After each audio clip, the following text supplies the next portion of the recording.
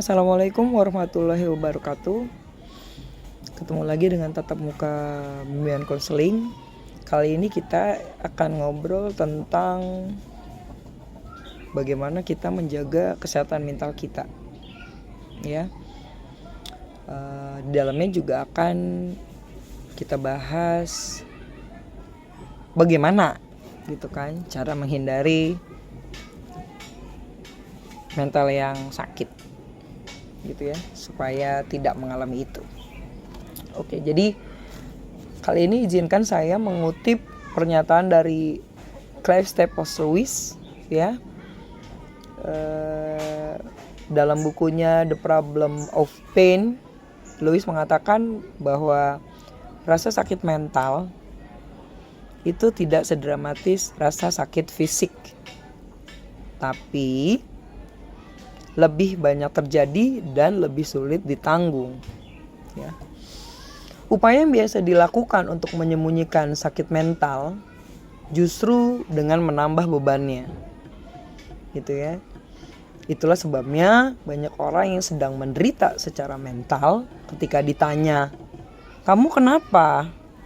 Bukannya bercerita dengan jujur, dia malah memilih untuk mengatakan, "Enggak kok, aku enggak apa-apa," gitu ya.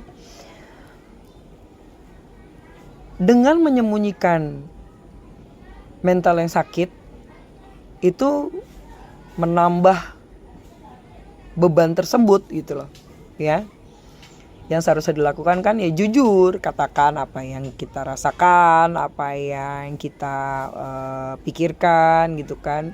Apa sih yang membuat kita tidak nyaman, apa sih yang membuat kita gelisah, apa sih yang membuat kita kecewa gitu ya. Kita katakan harusnya seperti itu gitu ya. Tapi lebih banyak orang yang memilih untuk menyembunyikan gitu kan perasaan dia tersebut. Dan itulah yang membuat beban mental itu malah bertambah parah gitu ya. Ya kita maklum karena semua itu karena orang yang sakit mental sulit untuk menceritakannya. Entah karena dia merasa malu atau gak enak, atau bahkan dia merasa kayaknya aku doang nih yang merasa masalah seperti ini gitu loh ya, yang mengalami masalah seperti ini. Hanya aku aja yang terpuruk di dunia ini. Padahal kan tidak seperti itu gitu. Itu yang malah akan menambah sakit mentalnya gitu ya. Nah, bagaimana sih cara kita untuk menghindar dari situasi yang seperti itu?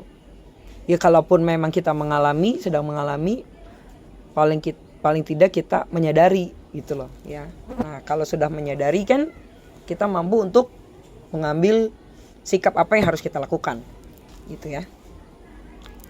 Nah, bagaimana caranya? Apa sih yang harus kita lakukan untuk menghindari hal tersebut? Ya, kita harus menyadari bahwa dalam perspektif agama ada dimensi-dimensi di mana agama tersebut memenuhi semua dimensi tersebut gitu ya. Jadi salah satu cara untuk menghindar dari mental yang sakit adalah salah satunya dengan pemahaman agama yang baik gitu ya. Kenapa? Karena agama itu memenuhi beberapa dimensi hidup kita gitu ya. Itu dalam psikologi Islam ya. Dalam psikologi Islam membahas bahwa agama itu memenuhi beberapa dimensi hidup kita ya. Yang pertama, agama adalah fitrah atau alami ya, karena kita lahir membawa dorongan jiwa ke arah ketuhanan. Jadi ketika kita merasa kegelisahan mental, berarti kita jauh dari agama ya, karena kita pasti akan merasa hampa ketika ada fitrah yang dikesampingkan gitu. Yang kedua, agama sebagai akidah. Ketika kita sedang galau, gelisah, sedih, kecewa, merana, merasa dihianati gitu ya. Kita sadari bahwa hidup ini ilaihi rojiun, kembali kepada Allah. Jadi segala sesuatu dalam hidup ini Kalau kita menyadari bahwa apa yang kita miliki, apa yang kita capai, bahwa itu hanyalah titipan. Semua itu akan kembali kepada Allah. Ilaihi rajiun, gitu ya. Selama kita tidak kehilangan Allah dan kita dekat dengan Allah, ya, kita akan tetap nyaman dan kita jauh dari kata putus asa. Karena akidah kita mengajarkan semua ini punya Allah gitu loh. Itu akan kembali kepada Allah. Jadi kita tidak berharap apa-apa selain kepada Allah. Itu akidah, ya, agama sebagai akidah. Lalu berikutnya, agama sebagai takwa. Takwa dalam arti sempit itu kan melaksanakan perintahnya dan menjauhi larangannya, ya. Tapi dalam arti luas, psikologi Islam mengajarkan bahwa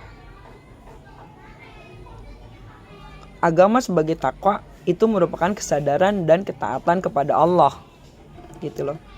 Kita harus memahami bahwa ketika kita diperintah untuk taat, ya, maka itu ada manfaatnya dan manfaat itu akan kembali lagi pada kita. Jadi agama sebagai takwa itu mengajarkan tentang kesadaran dan ketaatan kepada Allah. Kalau kita menyadari bahwa ketika kita taat dan itu menimbulkan manfaat, manfaatnya itu tidak lain adalah untuk kita sendiri, gitu loh, ya. Kita diperintah untuk baik, untuk peduli, untuk bersabar dengan petunjuk yang konkret. Oh, saya harus mengerjakan ini, saya harus menjauhi ini, gitu kan. Jadi dengan kejelasan seperti itu akan mengurangi kebingungan, ya. Kita nggak akan capek, kita nggak akan lelah dengan hidup ini karena kita hidup sesuai dengan aturan, gitu loh, yang sudah ada, aturan yang sudah baku, gitu ya. Agama kita mengajarkan seperti itu. Nah, berikutnya agama sebagai evaluatif. Kita introspeksi, kita bermuhasabah, sebaik mana pikiran kita, sebaik mana perbuatan kita, sebaik mana perasaan kita, ya. Kita ini tambah baik atau tambah buruk, kita ini lebih baik atau malah lebih buruk, gitu ya. Agama itu menyediakan standar atau patokan. Kalau kita merasa, kok saya malas sholat ya, kok sekarang saya malas ngaji, itu kan patokan, ya. Kok saya sekarang suka ngambek, kok sekarang saya jadi sering ngamuk, saya nggak sabaran, gitu ya. Kok saya nggak bisa melaksanakan perintah dalam Al-Quran ya, gitu ya. Itu agama sebagai evaluatif, ya, sebagai kontrol. Jadi ketika kita menyadari, jiwa kita menyadari bahwa kok hari ini saya lebih buruk dari saya yang kemarin, maka kalau muncul kesadaran seperti itu, kita akan mampu untuk memperbaiki kondisinya. Kita akan terhindar dari terjerumus lebih jauh kepada hal-hal yang tidak baik. Itu agama sebagai evaluatif. Yang berikutnya, agama sebagai guru untuk sabar dan syukur. Karena di dunia ini cuman ada dua itu, sabar dan syukur. Kalau kita tidak bersabar, ya kita bersyukur. Karena kan ada senang, ada susah, ada baik, ada buruk, ada bahagia, ada merana, gitu kan. Nah, kalau kita sedang bahagia, kita bersyukur. Kita sedang merana, kita bersabar. Itulah dunia, kan isinya hanya itu aja, gitu ya. Kadang senang, kadang susah. Kalau lagi senang kita harus gimana, kalau lagi susah kita harus gimana. Yang umum terjadi itu kan kalau kita sedang bahagia, kita lepas kendali, kita lepas kontrol.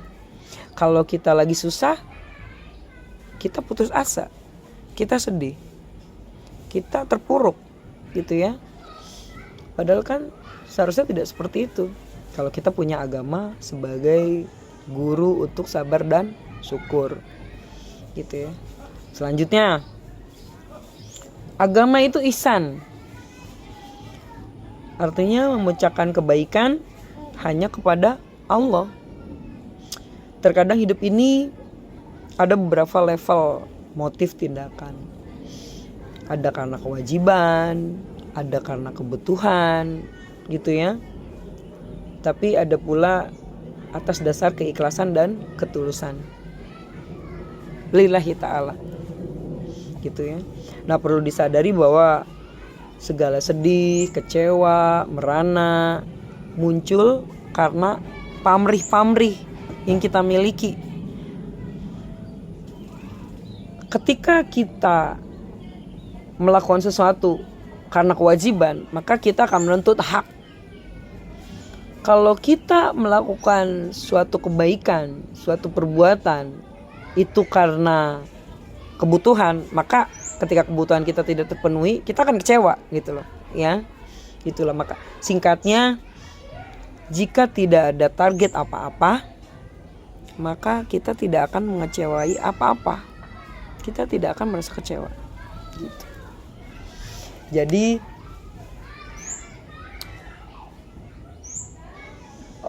resumenya bahwa sakit mental itu banyak terjadi meskipun kita tidak menyadari, baik itu di lingkungan kita maupun diri kita sendiri. Nah, caranya yaitu tadi, ya, kita harus memahami bahwa patokannya hanya pada agama, karena agama itu memenuhi semua dimensi kehidupan kita, gitu ya, masuk ke semua dimensi kehidupan kita, ya, sangat berperan dalam dimensi psikologis manusia, kebutuhan mendasar setiap manusia. Itu yang perlu dipahami, gitu ya. Semoga kita terhindar dari sakit mental, ya, yang membawa kita pada keterpurukan. Semoga kita lebih cepat menyadari bahwa kekecewaan yang kita miliki, kekecewaan yang kita rasakan itu membawa kita untuk lebih sabar, supaya ketika kita bahagia, kita akan lebih bisa bersyukur, gitu ya. Terima kasih atas waktunya. Terima kasih atas pemahamannya. Semoga bisa bermanfaat. Assalamualaikum warahmatullahi wabarakatuh.